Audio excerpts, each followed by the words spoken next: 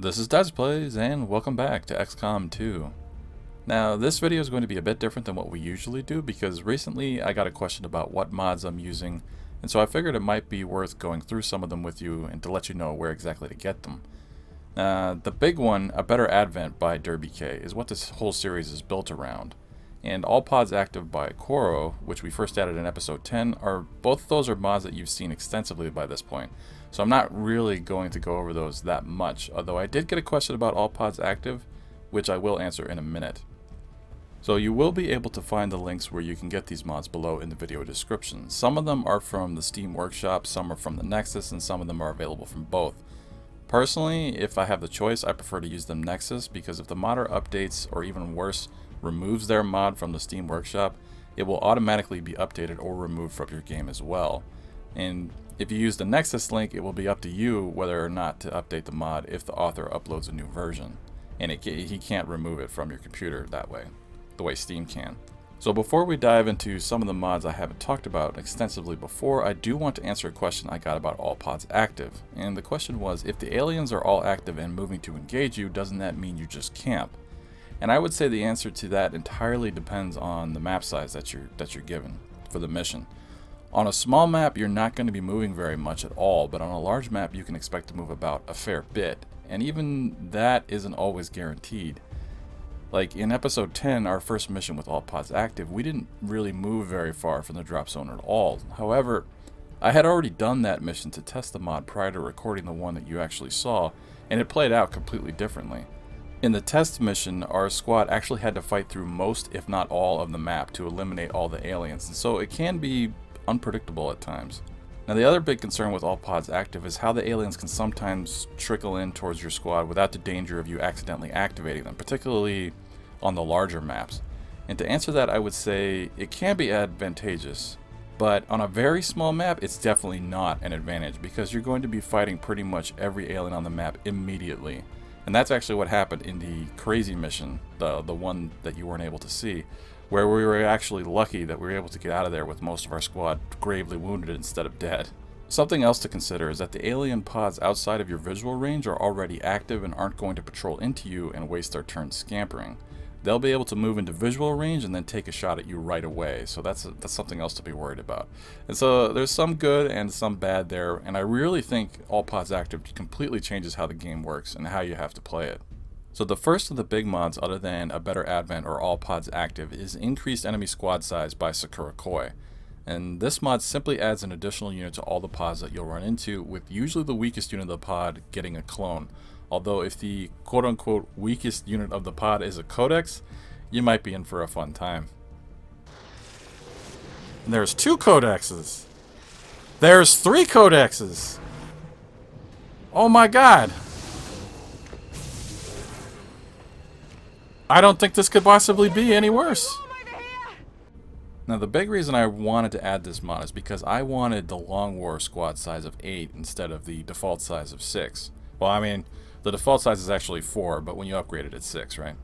So I'm not saying an additional alien or per pod makes your squad balanced, because I really don't think it does, but at the very least it does make it a bit fairer to the aliens.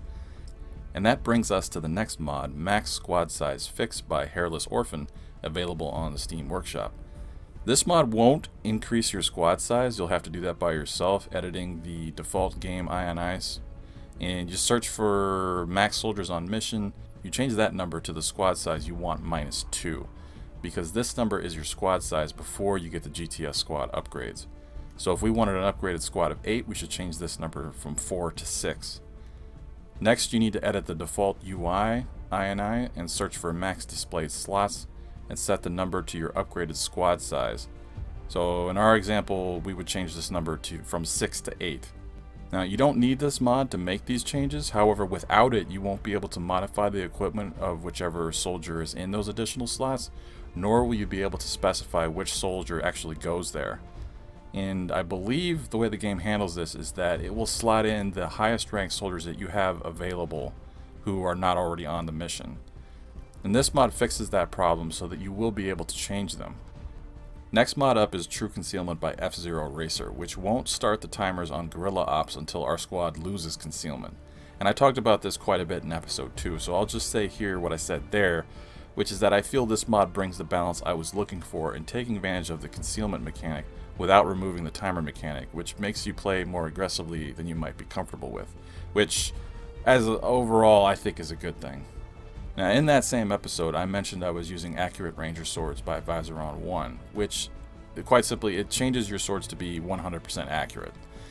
And in my opinion, this isn't the best fix for the mixed bag that are swords in XCOM 2, but I felt that it was the best fix available at that time. That being said, I believe there are other issues to address with swords, so in my next campaign, I'm probably going to be looking for a mod that changes more than just how accurate they are. A nice quality of life mod that was actually suggested by one of you is Gotcha Flank Preview Evolved by MachDelta, which improves the line of sight preview indicator for where we want to move our soldiers and gives us additional information such as if our target will be flanked, visible through squad sight, or if the mission objective can be hacked or shot from our destination. You can get by without this mod, but it does make life a little bit easier and is something that I would definitely recommend. Evac All by Track 2 is a great little addition that you've actually seen a number of times in this campaign. That's going to save you some time at the end of a mission by making you only hit one button to extract all of your troops. Plus, I think it looks pretty awesome. So there's that too. And speaking of saving time, there's Stop Wasting My Time by BlueRaja, which speeds up the game by removing pointless pauses such as after throwing a grenade, getting a kill, or going into cover, just to name a few. And with the length of the episodes that we've had recently, this mod is kind of a must. Another mod involving time, are you guys liking these segues? Another mod involving time is the mod True Retroactive AWC by bountygiver. And you should know that the AWC can give your soldiers a hidden skill or perk from outside their class tree, and how it's important to build the AWC quickly, because when the AWC is built, all your soldiers roll to see what rank they unlock their hidden skill at. And if they've already been promoted past that rank, then they're never going to get it. Well, what this mod does is it actually makes that retroactive, so it fixes the problem so that you can still unlock that skill by checking your soldiers' abilities in the armory, and it removes the pressure to build the AWC as early as possible in the campaign. Speaking of soldiers, we're also using 3 custom class mods in this campaign. We have the Trooper, which is, in my opinion, one of the best class mods available right now. This is the class of our Fearless Leader artifacts, and the Yellow Murder Machine, which is Captain Butters. What really makes this class mod great is that most of the abilities are custom abilities, and the modder has stated that in the future their objective is to make sure that all of the abilities are custom abilities.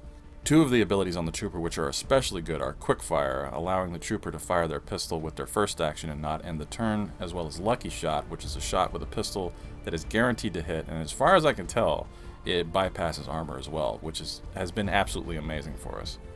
Next we have the Rifleman class by Richard, which might be my favorite class, although you could make a strong argument that this class might be unbalanced, maybe too OP. And this is best exemplified by our 4-time hero, Totally Not Saints. Ridiculous mobility, run and gun, and the hipfire ability, which lets her shoot twice after she's run and gun, has helped Saints to get us out of some tricky situations multiple times in this campaign. So, like I said, probably unbalanced, but definitely a lot of fun. Now, the 3rd custom class we have is the Assassin class, which is also by Richard, which is an interesting hybrid of the stealth and the melee abilities of the Ranger with a mix of perks from the Sniper class, such as Squad Sight, Death from Above, and Serial. Now, this is the class of our resident MVP, Infinity, although I think he makes this class look good rather than the other way around, because I haven't quite figured out the best way to use this class, and I'm not sure that I'm going to take it in my next campaign, especially if we decide to use all pods active again, which I got to tell you right now, I'm 99% sure that's going to happen. So the last thing we're going to cover today is a quick overview of some of the cosmetic mods that I'm using. First we have Capnbubs accessories. And that's one that you should all know about, and I think is worth getting just for the beret, even though he's added and continues to add a lot of other great pieces as well. I highly recommend it, especially if you haven't gotten Anarchy's Children yet. I think what he's done, or the pieces that he's added, are more they really fit the theme of XCOM better than all the junk that's been added by Anarchy's Children. Anarchy's Children, the best thing about it is it's allowed you to customize like, you know, the arms and the legs and the torsos a bit more. But like all the hats are and a lot of the hairstyles that they've added are just terrible. So if you're on the fence about buying Anarchy's Children, I would say just wait for a Steam sale and just use Capnbubs instead until then. Campaign Tattoos by Nashable is another addition I really like, which will allow us to give our soldiers tattoos with Roman numerals to show either how many campaigns that soldier has been in or what campaign we first acquired them in, if we're saving them to the character pool. So congratulations to all of you who have characters on the roster right now. You all have the honor of getting the Roman numeral 1. And the last cosmetic mod I want to talk about is the character uniform pool by gamedevjosh. And with this mod installed, you can add 2 characters to your character pool, 1 male and 1 female, both with the last name of uniform. And with that set up, any random soldiers that you get in your campaign will come with the same outfit, face paint, etc. that those characters have. Now I'm hoping that I won't need this mod in the future as my character pool continues to grow, because eventually I would like to be able to select the option to only give me characters from the pool.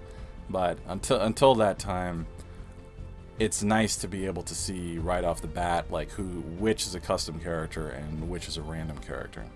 And speaking of the character pool, if you're interested in adding any of the characters you've seen in my campaign thus far, you can find my complete character pool in the link at the very bottom of the video description. Anyways, that covers pretty much all the mods that I'm using in my current campaign, and I hope answers any questions you might have had about them. Although if you have any more questions or mod recommendations, feel free to leave a comment and I will do my best to answer them. So until our next mission, I thank you very much for watching, and I hope to see you next time.